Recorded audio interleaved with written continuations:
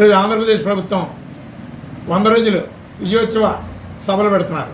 అదేవిధంగా ఇదే మంచి ప్రభుత్వం అని ఏదో వారికి వాళ్ళు డప్పులు కొట్టుకున్నట్టు ఉంది. ఆంధ్రప్రదేశ్ ప్రజలు ఒకటే చూస్తున్నారు. ఈ ఆంధ్రప్రదేశ్ ప్రజలు ఆకలితో ఉన్నారు, మోసపోతున్నారు. వాళ్ళకి కావాల్సినటువంటిది ఏంటి? ఈ ఆంధ్రప్రదేశ్లో సంపదను సృష్టించండి. అంతేగాని మీరు డబ్బు కొట్టుకుంటూ మీ ప్రభుత్వం మంచిది అని మీరు డబ్బు కొట్టుకుంటే ఆంధ్రప్రదేశ్ ప్రజలందరూ కూడా చాలా అవమానంగా ఫీల్ అవుతున్నారు.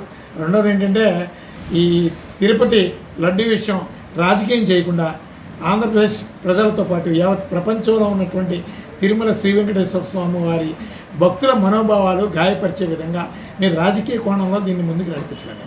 వాస్తవాన్ని బహిర్గతం చేయండి.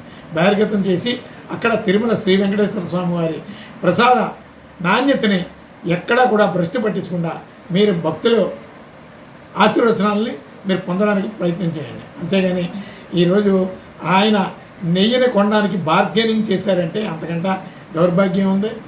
కొన్ని లక్షల కోట్ల విలువైనటువంటి సంపద ఆ శ్రీవారి పేరు చెప్పి కొన్ని లక్షల కుటుంబాలు బ్రతుకుతున్నాయి. ఈరోజు ఆయన ప్రసాదానికి మీరు బార్గెన్ చేసి 350 రూపాయలకి, ఒరిజినల్గా ఆవు నెయ్యి అనేది సర్టన్ రేట్ ఉంది, 800 పైబడి ఉంది.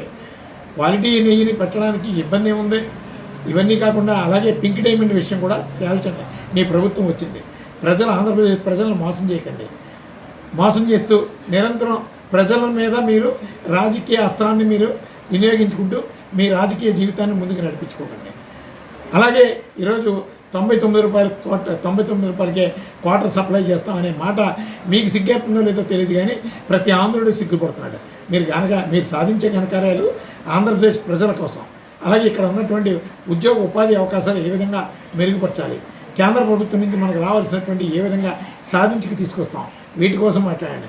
మీకు ఈరోజు క్వార్టర్ ఈ ధరకు సప్లై చేస్తాం, ఇలాంటి ఘోరమైనటువంటి ప్రకటనలతో ఆంధ్రప్రదేశ్ ప్రజల మనోభావాలను గాయపరచొద్దని ఈరోజు ఆంధ్రప్రదేశ్ ప్రభుత్వానికి రాష్ట్రీయ ప్రజా కాంగ్రెస్ పార్టీ నుంచి తెలియజేస్తాం.